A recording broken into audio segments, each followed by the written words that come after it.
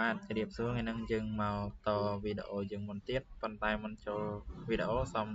ទាំងអស់គ្នាជួយ Subscribe នៅមួយផងបន្ទាប់មកយើងត្រូវមើលទីតាំងសសរអញ្ចឹងដើម្បីមើលទីតាំងសសរនៅកន្លែងណាខ្លះយើងទៅមើលប្លង់កតិចរបស់យើងអញ្ចឹងយើងឃើញថាប្លង់អាកតិចរបស់យើងណាកន្លែងនេះមួយកន្លែងនេះមួយវាកន្លែងពីរហ្នឹងជាសសរមូលបន្ទាប់មកយើងមើលទៀតឃើញកន្លែងនេះនិងកន្លែងនេះវាអត់មានសសរទេអញ្ចឹងយើងទៅកែមកអញ្ចឹងកន្លែងនេះអត់មានទេកន្លែងនេះអត់មានទេត្រូវលុបវាចោលអញ្ចឹងយើងលុបហើយនៅសល់នេះកន្លែងនេះត្រូវដូរជាសរមូលយើងមកកាន់មែន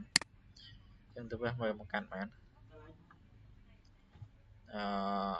មកកាន់មកយើងមក6ទឹកអញ្ចឹងយើងបង្កាត់6ទឹកមកចូលកន្លែងនេះអត់ដែរមកចុចកន្លែងនេះទៅមកយើងចុចកន្លែងនេះ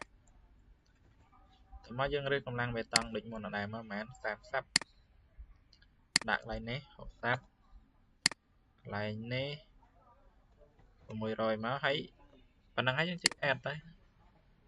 តែបានហើយអ្នកឃើញអញ្ចឹងយើងយកមក select លើនេះដាក់ចំមកឃើញវា load ទៅមូលហើយទៅមកទៀតយើង copy សរសរនឹងយកទៅជិតខាងលើ copy ទាំងអស់មកហើយយើង CO យើងបត់សាច់ទៅមកបត់សាច់កន្លែងនេះមកដើម្បីងាយស្រួលចាប់ចុចមួយមកចំចំណុចមួយតបមកយើងបើកសាច់មើលវិញមកហើយយើង menu នេះមកដើម្បីមើលកម្ពស់កម្ពស់វាលើសកាលណាកម្ពស់លើសយើងម៉ៅស្ដាំយកពាក្យ select យើង select ពីខាងនេះមកវិញមក select មកវាឲ្យឃើញចាប់ note ណាឃើញអា QQ នេះឃើញអាពណ៌អញ្ចឹងតើមកយើងចូលពាក្យ move តើមកយើងចាប់លើវាយើងទាញមកស្មើមកវាលោតមកតាមហើយឃើញលោតមកតាមនេះបន្ទាប់មកយើង copy ទៅសទៅគ្រប់តែដោយសារអាកន្លែងហ្នឹងវាកម្ពស់ស្មើគ្នាអញ្ចឹងយើង select មកកម្ពស់ស្មើគ្នាយើង copy តែទាំងអស់ទៅ CO copy យកទៅយ៉ាខុសហើយមើលទៀតសុំមើលទៀតសិនតិចខុសទៀតយើងអត់បានដូរកន្លែងនេះយើងអត់បានដាក់ទៅ copy វិញយើងមួអញ្ចឹងយើង control Z វិញមកឥឡូវស្មើហើយយើង escape មួយហើយយើង select លើវាវិញមកយើង menu នេះស្រួលមើលតោះមកយើង CO ឃើញកន្លែងនេះ copy ណាយើង copy មកណា copy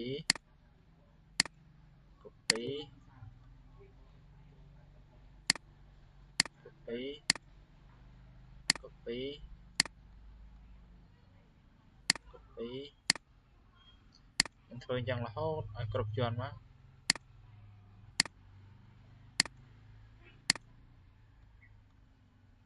ដូចជាអស់ហើយឥឡូវយើង menu មើលថាណា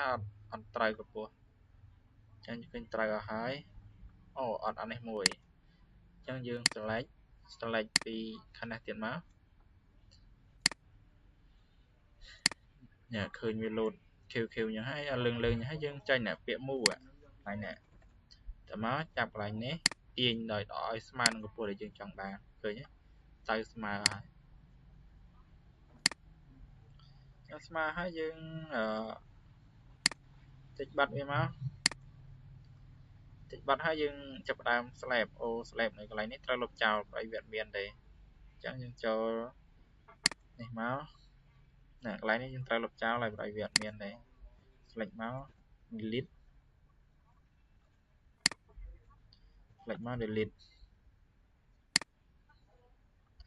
តបមកយើងត្រូវ copy slab អានេះចន្ទក្រោនចិនទី1ដូចគ្នាយើង copy ទៅខាងណាលើយើង copy ទៅselect លើនេះមកវាចប់អស់ហើយយើង CO ចាំពីនេះមិនណាមកបានមួយពេលនេះមិនណាទៀតឥឡូវយើងមើលចិនទីនេះចិនតដៃចិនទី1ចិនទី2មើលចិនទី2យើងវាមិនវិញហើយចិនទី1ដូចចិនទី2ណែកន្លែងនេះធ្នឹមកោងអញ្ចឹងត្រូវគូធ្នឹមកោងកន្លែងហ្នឹងអញ្ចឹងផ្សេងចិត្តដូចគ្នាហើយអូមានធ្នឹមលយនេះមានកន្លែងនេះតិចអញ្ចឹងយើងចាំគូបន្ថែមឥឡូវយើងគូធ្នឹមគូធ្នឹមនេះសិនអញ្ចឹងដើម្បីគូធ្នឹមនឹងបានយើងមេញូនេះមកហើយយើងត្រួតកម្ពស់ដែលយើងប្រហែលកម្ពស់នេះឥឡូវយើងលុបអានេះចោលលុបវាចោលទៅយើងគូធ្នឹមបិឆោតមួយមកធ្នឹមបិឆោតណាយើងគូចេញពីកណ្ដាលទៅកណ្ដាលអញ្ចឹងទៅ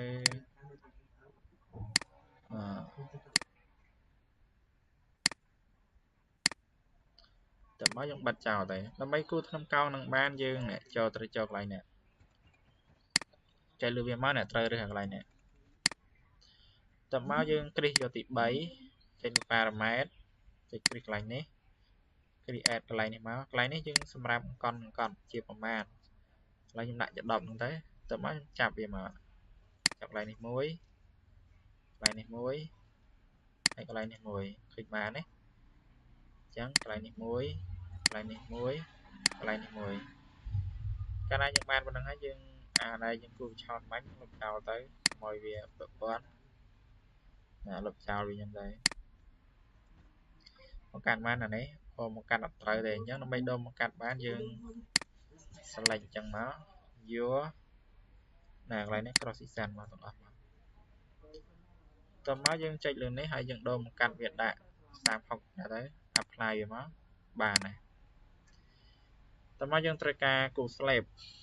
អញ្ចឹងយើងចុចលើនេះយក floor មកចូលកង់តួហើយកន្លែងនេះយក cell 150ហ្នឹងមកតមកយើងចុចតាំងចំណុចមួយ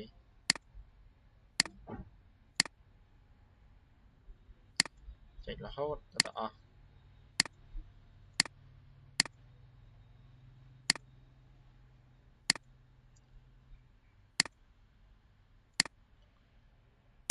ចាបានហើយនៅជាប់តមកយើងធ្វើការមួវាមកណែដើម្បី mirror វាបានហើយត្រូវចុចកន្លែងនេះមកច្រឡំចុចកន្លែងនេះហើយយើង mirror តាមទិសគេតាមទិស x ចឹងនេះកន្លែងនេះ horizontal ចុចឲ្យចំកណ្ដាលអូខុសអត់ត្រូវទេស្គាល់មកវិញសាថ្មីតាមទិស y ចុចកន្លែងនេះមកលុបចូលហើយចូលហើយយើងបាត់វិញដែរកុំឲ្យវាទៅអញ្ចឹងយើងមើលមកអូបានត្រូវហើយ copy គ្មានអីឆ្នេះ copy ទេselect មក CO copy ដាក់ទៅរហូតដល់ប៉ុណ្ណា copy អស់មកគ្រប់ជាន់មក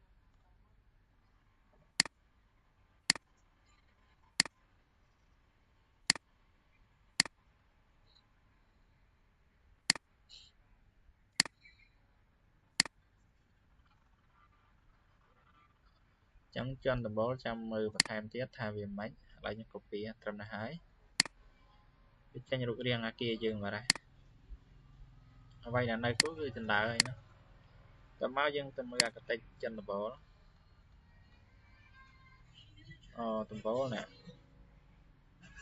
កន្លែងនេះមានអក្សរទេវានៅ grade B អញ្ចឹងថ្នឹម grade B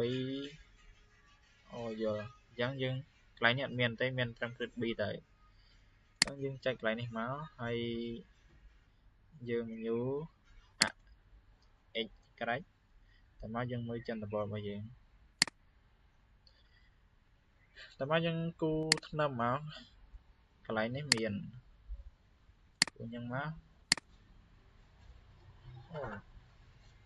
សុំម្ដងទៀតយើងគូនឹងអត់បានរើសមកកាត់យើង delete ចោលសិនទៅគូម្ដងទៀត beam ស្រេច RC ឬមកកាត់ដែលយើងត្រូវគូតមកយើងគូមកពីនេះមកណាចុចអាកន្លែងនេះណែដើម្បីគូតអញ្ចឹងយើងគូតចុចមក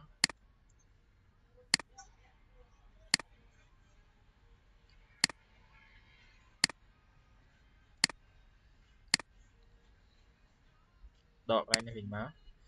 កន្លែងនេះយើងត្រូវគូអញ្ចឹងណែnó mớiត្រូវមានគ្រប់យ៉ាង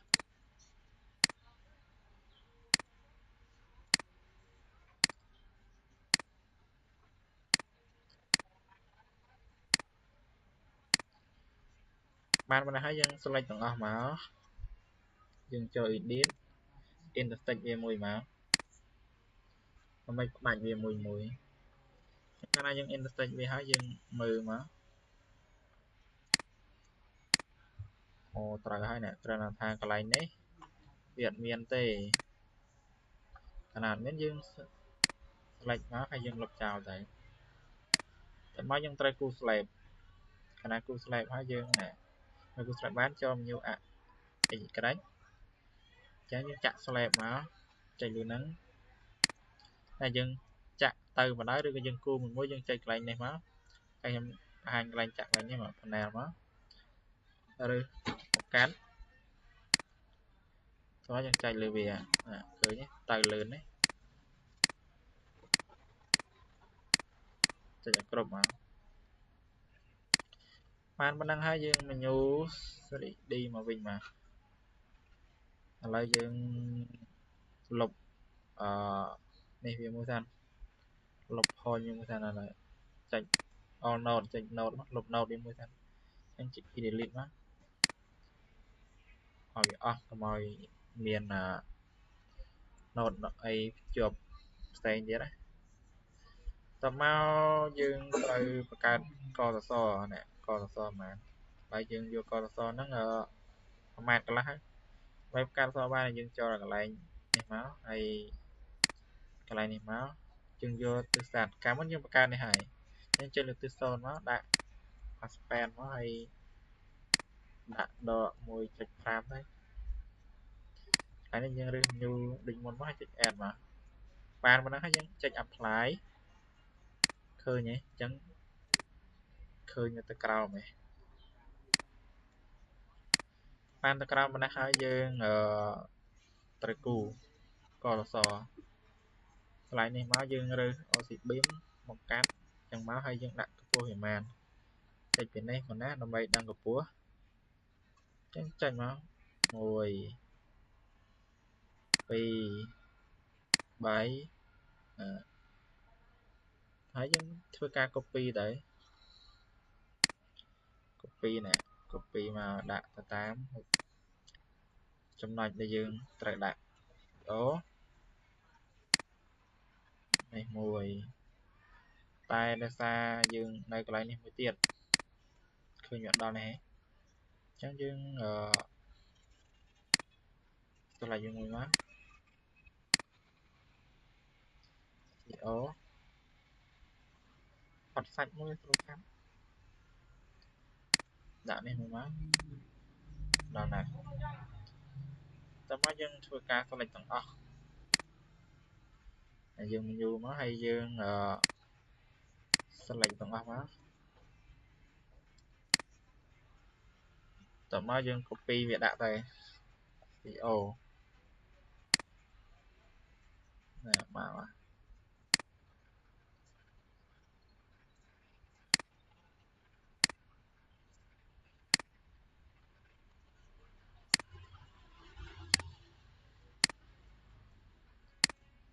ដាក់អស់មកចឹងមកបានហើយយើងចុច close ទៅហើយយើងបើកសាច់មួយវិញមក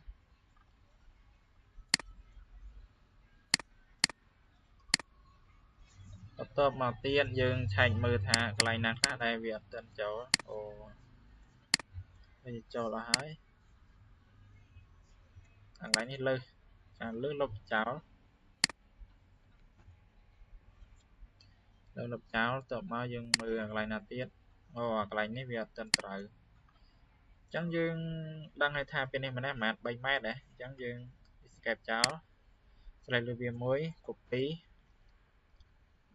មកចុចមកនេះហើយយើងដាក់បាន 3 escape មកលឹបអានេះដូចគ្នាដែរ select មកហើយយើងដាក់ដកវិញមកប៉ុន្តែវាមូលអញ្ចឹងយើងដូរមកដូរមូលមកចុចនេះមកណែយើងកន្លែង C មកចុចចូលអត់អូអត់ប៉ុនមកអញ្ចឹងអូចាំហើយខុសឥឡូវយើង copy លុបវាចោលសិនយើងធ្វើការណែ copy ចេញមកនេះវិញ3ម៉ាត CO ដាក់3មកលឹបចាប់មកយើង select ខ្នះម្ដងយើងដាក់ដក3វិញ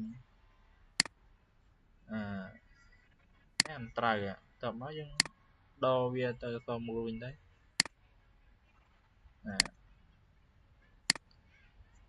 យើងបានប៉ុណ្ណេះហើយយើងចាក់តម្រូវវាអូយើងនៅអត់ទាន់គូចណ្ដើយើងត្រូវគូចណ្ដើទៀត